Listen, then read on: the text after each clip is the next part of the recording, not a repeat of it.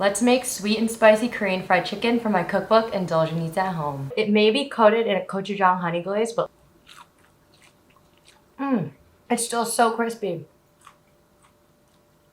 In true Korean fashion, we're using scissors to cut the chicken into pieces before marinating. Use the marination time to heat the oil and chop up some green chilies, then dredge the chicken in potato starch, making sure to shake off the excess. We're doing a double fry, so the first fry cooks the chicken at a lower temperature. Do this in 2 batches so you don't crowd the pan.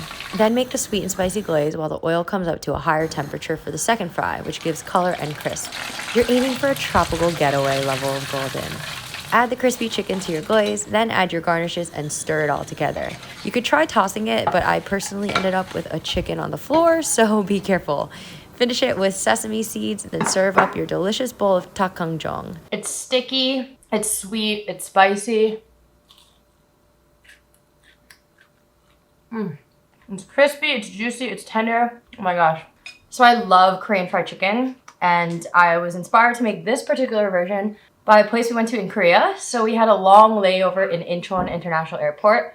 And so we heard that there was a super famous fried chicken place in Incheon city proper. We took a taxi out from the airport, went and got this amazing fried chicken. It was sub-freezing cold, but we waited in this outdoor market called Sinpo International Market for this fried chicken, and it was worth all the effort. So that's also where the inspiration came, where they add some green chilies as well as crushed peanuts and sesame seeds.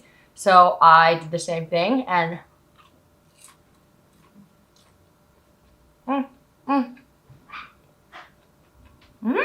so good. If you want the full recipe with all the measurements and timing, make sure to get a copy of my cookbook, Indulgent at Home. And don't forget to like and subscribe for more recipes. 감사합니다.